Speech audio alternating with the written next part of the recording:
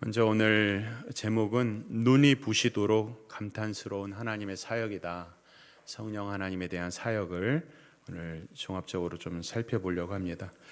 먼저 저는 이런 생각을 합니다. 이 세상이 삶의 여정이 성공적으로 마치기 위해서 가장 필요한 것이 무엇일까? 그 두 가지를 대라고 하면은 저는 바른 방향을 찾아갈 수 있게 하는 제시하는 나침판, 그 다음에 이 여행의 종착지가 반드시 있다 하는 이 종말에 대한 그런 확신이라고 생각을 합니다. 그런 면에서 영적으로 그것을 보면 바른 길을 안내하는 그 나침판과 같은 것은 바로 성경의 말씀이고, 또 인생의 종착점이 반드시 있고 그곳에서는 완전한 구원이 있다고 하는 어떤 그 확신에 대한 것은 바로 신앙 또는 신조에 관한 것입니다. 그래서 초대교회 때부터 이제 종교개혁기, 위기의 시간들, 어려웠던 순간마다 우리 신앙의 선배들이 붙잡았던 것들은 바로 이 성경과 신조였던 것입니다. 그래서 기독교인의 삶 가운데서 성경과 이 신조를 빼놓으면 남는 것이 아무것도 없다, 이렇게 말할 수 있는 것이죠.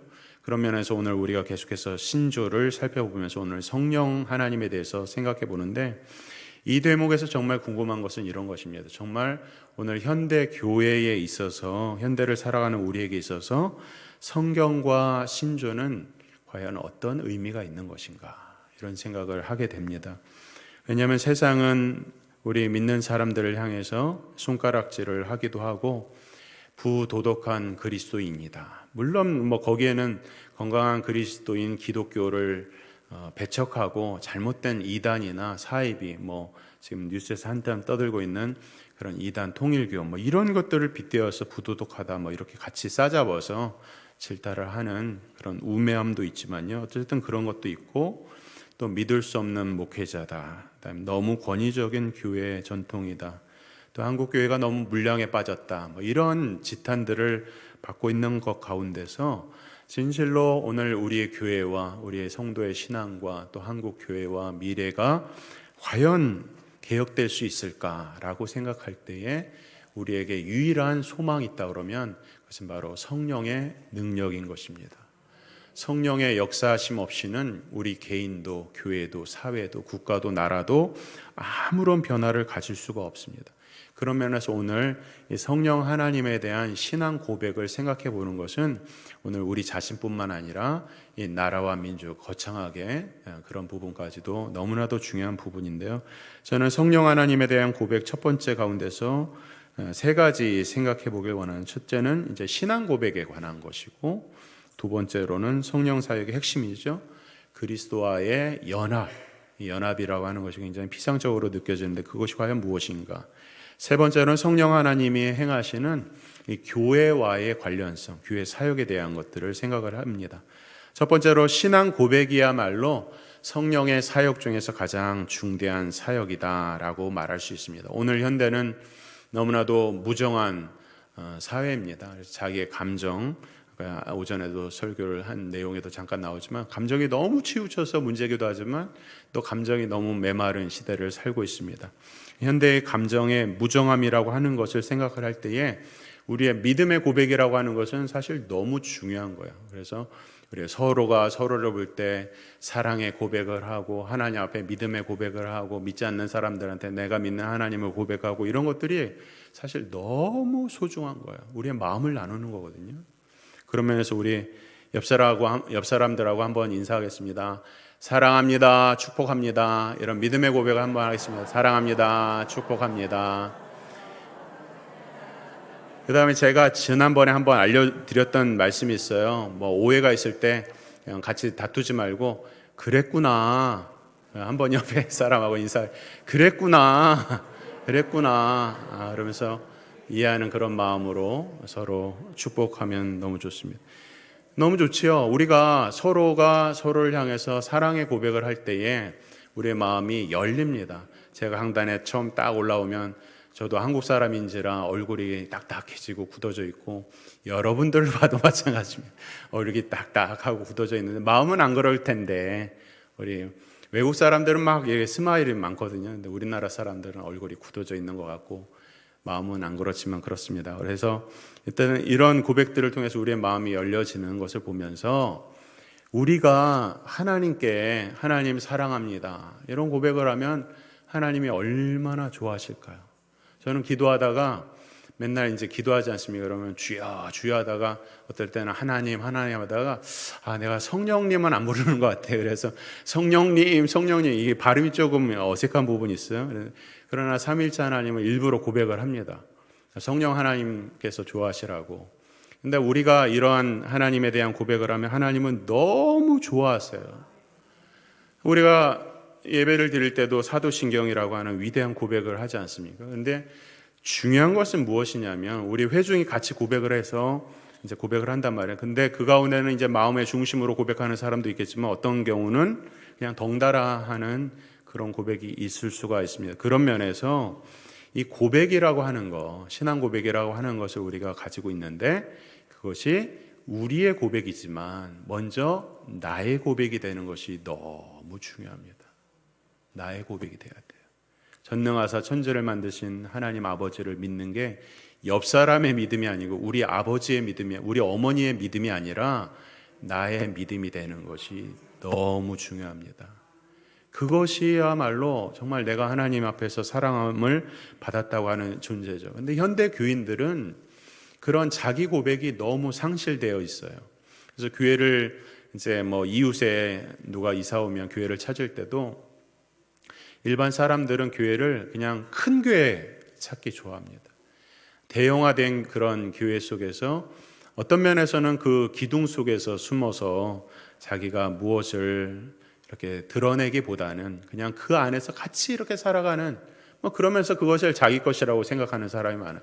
그리고 또 어떤 못난 사람들은 그렇습니다. 교회가 이제 어느 교회라고 하면 그냥 그리고 유명한 교회 교세가 어마어마하고 이런 교회 딱 어느 교회라고 하면 알만한 그런 교회들이 있으면 그냥 자랑하기 좋아요. 나는 이 교회 권사다, 이 교회 장로다, 이 교회 안수집사, 이런 거 자랑하길 좋아하는데 그거 중요한 거 아닙니다. 대형 교회라고 하는 간판 안에서 자기가 마치 자기도 대형화되었다고 생각을 하고 그 교회의 모습이 마치 자기의 모습이라고 포장하는 것은 정말 어떤 면에서 안타까운 것이죠.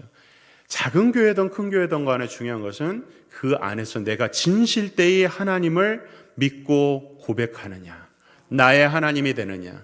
하나님은 누구십니까? 라고 물어보면 우리는 보통 사랑의 하나님이라고 고백을 하는데 중요한 것은 무엇입니까? 그 사랑의 하나님이 나의 하나님이 되고 내가 그 사랑을 전하는 사람이 되었는가가 중요한 거예요. 그냥 지식으로 아는 거, 남의 어떤 우리 모태신앙이라 아버지의 신앙 뒤에 숨는 거, 큰 대형교회 어떤 기둥 뒤에 숨는 거, 그거 아무런 의미가 없습니다. 나의 고백이 되는 것이 너무 중요해요. 그래서 우리가 신앙 고백을, 사도신경을 고백할 때마다 이것이 정말로 나의 고백이 되기 위해서 우리는 사도신경을 배우고 그 고백 속에서 내가 정말 이 고백대로 살고자 하는 그런 마음의 신중함, 그리고 그것을 나의 삶 속에서 드러내는 어떤 증거의 삶, 이런 것들이야말로 너무 중요한 것이죠. 성령께서 그런 고백을 하시는 거예요. 성령의 가장 중요한 사역 중에 하나는 그 고백을 만들어내시는 분입니다. 오늘 본문 말씀에 보면 예수님을 주라고, 고린도전서 12장 3절에 보면 성령 없이는 예수님을 주라고 고백할 수가 없다고 말씀하고 있어요. 예수님이 이 땅에 오셔서 모든 사람들을 위해서 죽으시고 부활하셨다고 하는 성경의 명확한 가르침을 누구나 다 믿는 게 아니에요. 오직 성령께서 찾아가셔서 그의 마음 가운데 정말 하나님의 하신 일을 그 심장에 박아 놓으셔야지, 그 씨가 뿌려져야만이 그가 정말 예수님을 나의 주 나의 하나님으로 고백하는 위대한 역사가 일어나는 거예요. 그 고백이 있어야 오늘 우리가 이어서 보게 되는 이 사도신경 그 다음의 고백, 거룩한 공예와 성도가 서로 교통한다고 하는 것은 교회가 거룩한 교통의 공동체라고 하는 고백이거든요.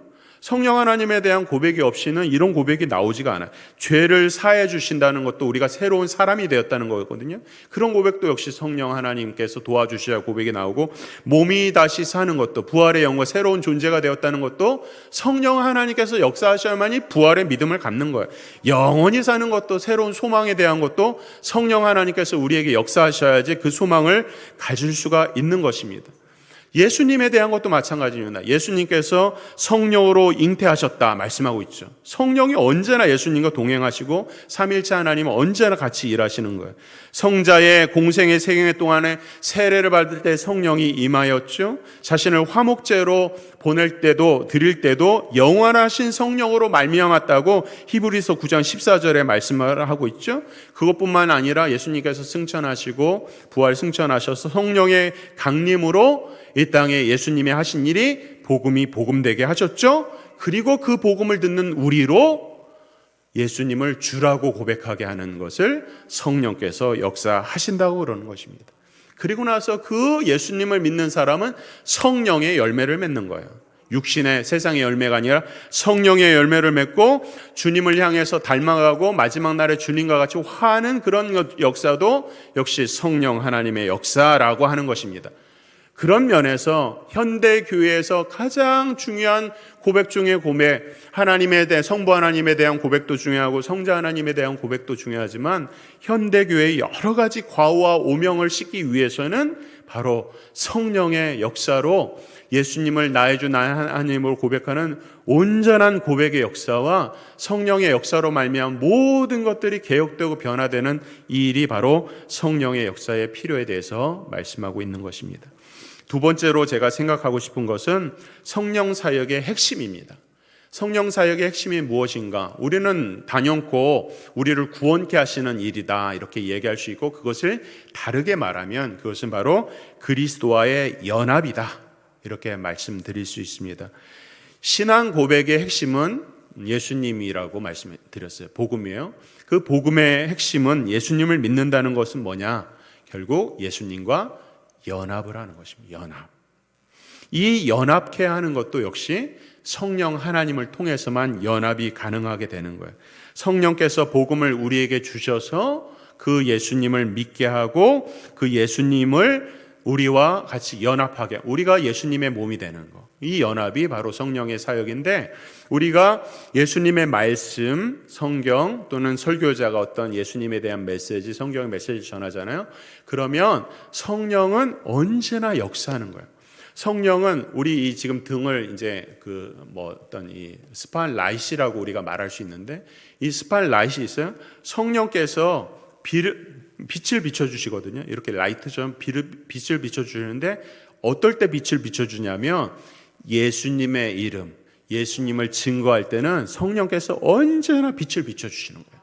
성령의 역사가 그런 거예요. 그래서 우리가 여러분들이 모였을 때, 구역에서 모였을 때 예배드리고, 또 어디 사소한 곳에 모였을 때도 같이 잠깐 기도하고 식사 기도도 하고 말씀을 한 가지를 묵상하고 이런 것들을 하잖아요. 그러면 제가 예전에 미국에서 사역을 할 때에 그 담임 목사님이 1.5세 목사님이셨어요. 1.5세 목사님이 이제 그 한인 목회를 하다 보니까 우리 한인 목회가 이제 전통 속에서 모이기만 하면 예배를 드리잖아요.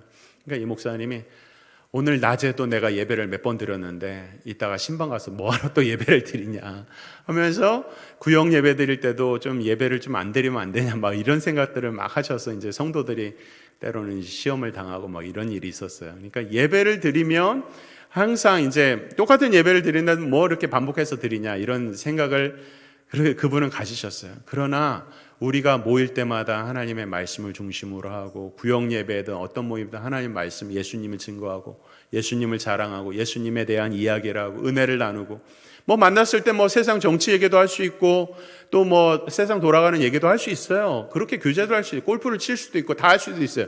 그러나 그 가운데 우리의 고백 가운데서 우리의 말 가운데서 예수님에 대한 말씀, 우리가 받은 하나님에 대한 은혜에 대한 말씀, 그런 것을 조금이라도 우리가 나타내기만 하면 그 모임과 만남 가운데서 성령이 역사하시는 거예요. 하나님은 그렇게 자신을 드러내는 일에 하나님은 너무 기뻐하셔서 성령께서 역사하셔서 이 마치 스포트라이트처럼 계속 활동하시면서 성령으로 말미암아서 은혜가 임하게 되고 성령으로 말미암아서 말씀이 살아나고 그런 일들이 있게 되는 것이죠. 그런 면에서 성령으로 말미암아서 그리스도와의 연합을 이루는 것은 너무 중요한데, 그렇다면 연합을 이룬다는 것이 무엇일까? 굉장히 모호하게 들릴 수가 있어요. 그리스도와의 연합에 대해서 요한복음 1장 14절은 이런 말씀을 합니다. 사도 요한이 말씀이 육신이 되신 그리스도께서 영광이시고 그 영광이 은혜와 진리가 충만하다, 이런 말씀을 이제 요한일서 1장 14절에 말씀이 육신이 되었어요. 예수님이 육신이 되었고 그 말씀이 영광인데 이 영광이 진리 안에 가득하다 말씀을 하고 있어요. 다시 말하면 예수 그리스도와 연합을 한다는 것은 예수 그리스도의 말씀이 언제나 동행되고 예수님의 말씀을 배우고 깨닫고 증거하는 삶이 바로, 말씀 충만한 삶이 바로 예수님과 연합의 증거예요. 첫 번째로 성령으로 연합한 그리스도인들은 말씀을 배웁니다. 요한복음 14장 26절에 보면 이런 말씀이 있어요. 보혜사 곧 아버지께서 내 이름으로 보내실 성령, 그가 너희에게 모든 것을 가르치시고 내가 너희에게 말한 모든 것을 생각나게 하시리라. 그리스도와 연합됐다고 하는 것은 말씀을 깨닫게 되는 거예요. 말씀을 보게 되는 거예요. 그래서 여기 보면 이제 성령께서 그들의 눈에 가려져 있는 비닐을 벗겨주셔서 구약시대에서 예언되었던 그분이 누구인지를 예수님이 앞에 있는데도 알지 못했던 것이거든요. 그러나 성령께서 그 눈을 밝혀주셔서 그 모든 분이 바로 앞에 있는 예수님이라는 것을 가르쳐 주세요. 그러니까 성령께서는 예수님을 증언하고 예수님을 가르치시고 이 성경이 하나님의 말씀이라고 믿게 하시고, 다시 우리가 넘어지고 낙오할 때가 있고 상처받을 때가 있지만 다시 말씀으로 나가게 하셔서 과연 내가 하나님의 말씀을 얼마나 사랑하고 있는지를 돌아보게 하는 그런 마음을 주시는 것이 내가 그리스도와의 연합되었다고 하는 증거예요. 그리스도와 연합된 사람은 하나님의 말씀을 이렇게 배우게 됩니다. 두 번째로 그리스도와 연합한 사람은 하나님의 말씀을 깨닫습니다.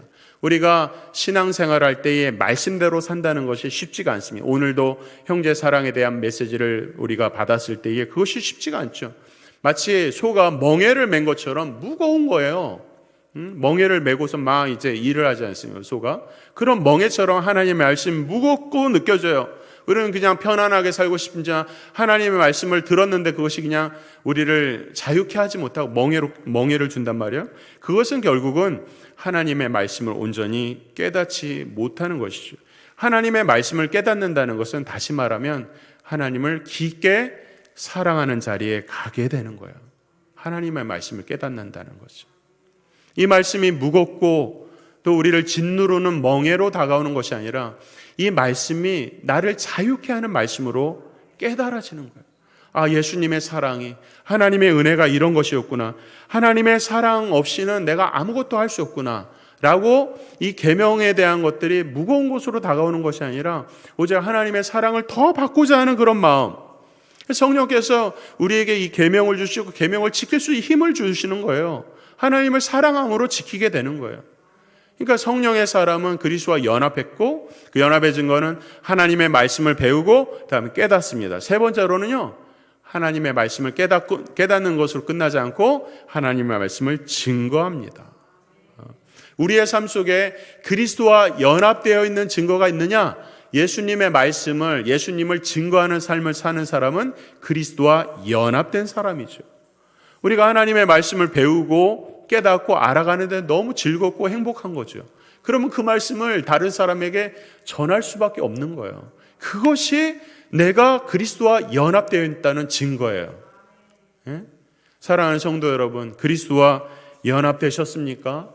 그 증거는 하나님의 말씀을 아침에 일어나서 이 말씀을 사랑하고 이 말씀을 깨달아지고 이 말씀을 전하고 싶어하고, 우리가 중생받았다, 새로운 하나님의 백성이 되었다, 이 말이 거창하게 느껴지지 않고 그저 그 증거가 뭡니까? 하나님과 연합됐다고 하는 걸, 하나님의 말씀이 내 곁에 언제나 살아 역사한다는 거예요. 성경 일독 이제 연말에 막 적어놓고 있습니다. 여러분들 연세가 몇 세세요? 우리의 나이만큼 성경을 읽어야겠다, 그런 각오로 하시기 바랍니다. 80세세요? 80독은 하고 지내셔야죠. 여러분 40세세요? 40독은 해야 돼요. 1년에 1독 신앙생활 하면서 1년에 1독을 안 하면 어떡하겠어요. 하나님의 말씀이 생명인데, 우리의 삶의 지표인데 이 말씀이 깨달아지고 이 말씀을 증거하는 것이 그리스도와 연합의 증거인데 이 말씀을 사랑해야죠. 새벽마다 아침에 말씀을 읽고 묵상하는 것도 다 하나님의 말씀이 생명이고 그 말씀이 살아있는 사람은 그리스도와 연합됐다는 증거예요.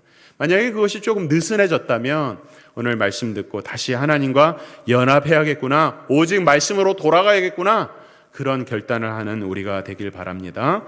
그것을 위해서 예수님께서 이 땅에 오신 거예요. 이 땅에 오셔서 말씀을 깨닫게 하시고 말씀으로 많은 믿지 않는 사람들을 중생하게 하는 사역을 하시는 거예요. 그것이 바로 성령의 사역입니다. 세 번째로 성령의 사역의 가장 중요한 것 중에 하나는 교회를 존재케 하고 교회를 세우는 일입니다. 성령의 역사가 없다면 오늘 우리 교회는 어떻게 될까요? 오늘 오후 예배 이 자리에 모인 우리가 이제 낮 예배 드리고 교제하시고 뭐 전도회 모임도 하고 이 자리에 앉아 계시잖아요. 근데 우리가 우리의 힘으로 앉은 것 같지만 절대 그렇지 않습니다. 하나님의 은혜가 없으면, 성령께서 우리를 도와주시지 않으면 하나님의 교회는 더 이상 하나님의 교회가 아니라 교회가 텅텅 비어가요. 여러분들 유럽 여행 좋아하시죠? 유럽 가보세요. 유럽이 종교개혁기에 유럽이 얼마나 대단했는지 말로 다 못합니다. 온 유럽 땅이 다 기독교의 그 교육과 신앙으로 완전히 점철되어서 모든 곳, 그 아름다운 예배당, 이게 다 그 당시에 지어졌던 것들이에요. 근데 지금 어때요? 지금 어떻습니까? 교회가 텅텅 비었죠. 뒤쪽에 가면 막 장사하는 사람들, 교회 앞쪽에서 주일날에 유럽의 교회 가보세요. 앞쪽에 어마어마한 교회인데 막 수천 명이 들어가는 교회인데 앞에 한 10명 앉아갖고 예배드리고 뒤에는 다 장사하는 사람들. 유럽의 교회가 성령이 떠난 것입니다. 미국의 교회도 마찬가지입니다. 미국의 교회도 그 청교도 정신 이런 얘기하지만 지금 교회 안 나가는 그 미국의 자칭 크리스찬들이 얼마나 많은지 아세요?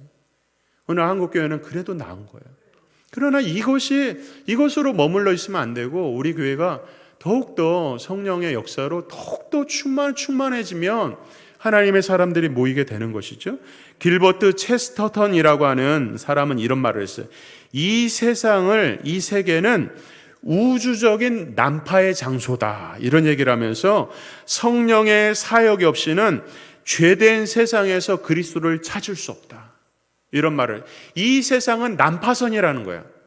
난파선과 같은 곳에서 복음, 그리스도를 찾을 수가 없는 거예요. 오직 성령의 역사 없이는 안 되는 거예요. 성령께서 이 땅에 오셔서 우리로 중생케 하셨죠. 예수님을 주로 고백하게 하셨죠. 그리고 난 다음에 어떻게 하셨어요? 교회를 세우신 거예요. 교회를 세우셔서 어떻게 하시죠? 우리가 교회라는 거야. 교회는 뭡니까? 건물이 아니에요.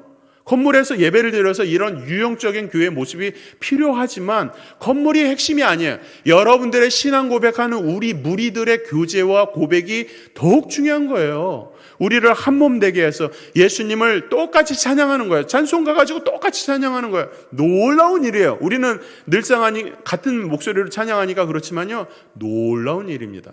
세상에 수많은 사람들이 지금도 전 세계 200여 그 수많은 나라에서 예수님 믿는 사람들이 어느 날 천국에서 온 열방이 다 같은 소리로, 지금은 영어, 프랑스 다 언어가 다르지만 열방에 천국 방언으로 모든 사람이 한 목소리로 찬양을 한다고 생각해 보세요. 놀라운 일이죠. 그 일이 언제 이루어져요? 성령께서 역사하실 때. 성령께서 이 땅에 역사하시는 것이 바로 그런 교회의 모형을 통해서 천국을 보여주고 있는 거예요. 교회는 천국의 모형이에요. 이 교회가 날마다 하나님의 진리 외에는 계속해서 개혁되는 거예요. 하나님을 닮아가는 거예요. 우리가 가지고 있는 습관과 경험, 이런 것들은 아무것도 아니거든요. 우리가 가지고 있는 지식 아무것도 아니거든요. 그게 뭐 대단합니까? 우리보다 잘나고 똑똑한 사람들이 너무 많다니까요. 그런 잘남으로 교회의 신앙생활을 하는 게 아니란 말이에요. 오직 성령께서 역사하셔야 교회가 교회되는 거예요. 근데 세상에는 수많은 것들이 사람들의 마음을 미동케 하고 여러 가지로 요동케 하니까 교회 안에 잘못된 것이 들어오면 그것이 인간적인 방법인지 하나님의 방법인지 헷갈릴 때가 많이 있는 거예요. 바르게 서지 못하면. 그런 면에서 우리가 1년 365일 주님 앞에서 나와서 여러 가지 행사를 하고 예배를 드리고 이런 것들 가운데 이것이 정말 성령의 역사인지 아니면 인간의 기교인지 이것을 분별해서 과감하게 인간의 기교는 물리치고 성령의 역사만 일할 수 있는 그런 교회가 되는 것이 그 교회가 거룩한 공동체가 되는 것입니다. 그러므로 교회는 오직 성령의 역사로만 자라는 거예요. 성령의 역사로만 세워지는 거예요. 이걸 정말 믿어야 돼요. 오늘 예산안 통과했지만요, 이 예산을 주시는 분도 누가 주세요? 하나님이 주시는 거예요. 하나님 우리 열심히 일하게 해서 우리 사업장을 축복하셔서 그 11조로 하나님의 교회가 세워지는 거예요. 하나님이 도와주셔야 되는 거예요. 우리의 개인적인 삶을 보십시오. 열심히 막 돈을 모으고 모아 보세요. 건강 하나 잃어버리면 밑빠진 독에 물 붓깁니다. 우리가 씨를 뿌려서 열매를 맺어서 그것을 수출을 거두는 것은 하나님의 은혜가 없이는 거둘 수가 없는 거예요. 교회는 성령의 역사로만 세워지는 것을 믿으시길 바랍니다.